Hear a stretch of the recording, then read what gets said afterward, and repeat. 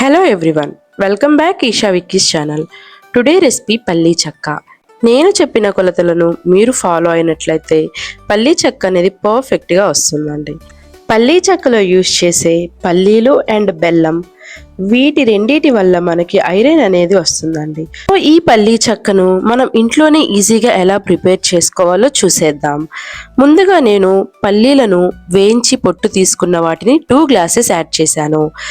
2 glass పల్లీల కోసం నేను ఇక్కడ 1 గ్లాస్ బెల్లంను యాడ్ చేసుకున్నాను.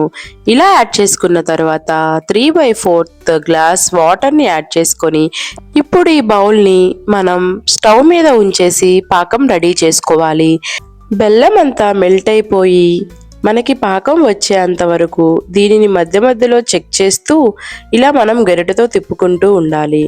చూస్తున్నారు కదా, ఇలా బెల్లం అంతా కరిగిపోయిన తర్వాత ఇలాగ ఒక ప్లేట్లోకి వాటర్ అనేది తీసుకొని ఆ పాకాన్ని దీనిలో కొంచెం వేస్తే ఇలా పాకం అనేది రెడీ అవుతుంది. ఇక్కడ చూపిస్తున్న విధంగా రెడీ అయితే సరిపోతుందండి. మరీ లేత పాకం తీయకూడదు, అలానే ముదురు పాకం కూడా తీయకూడదు, మీడియంగా ఉండాలి.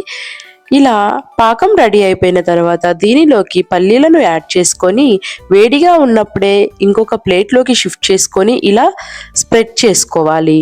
నేను ముందుగానే ఒక ప్లేట్కి నెయ్యి అప్లై చేసుకొని పక్కన పెట్టాను. సో అదే ప్లేట్లో మనం ఇలా షిఫ్ట్ చేసుకొని ఇలా స్ప్రెడ్ చేసేసుకోవాలి.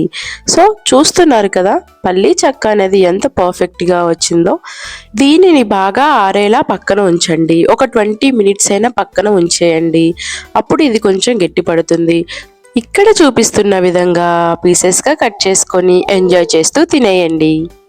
హెల్త్కి ఆరోగ్యకరమైన ఈ పల్లీ చెక్కను ఇంట్లోనే ఈజీగా ప్రిపేర్ చేసుకుని ఎంజాయ్ చేసేయండి. ఈ రెసిపీ మీకు నచ్చినట్లయితే లైక్ చేయండి, షేర్ చేయండి. మరిన్ని వీడియోస్ కోసం నా ఛానల్ని సబ్స్క్రైబ్ చేసుకోండి. Bye bye.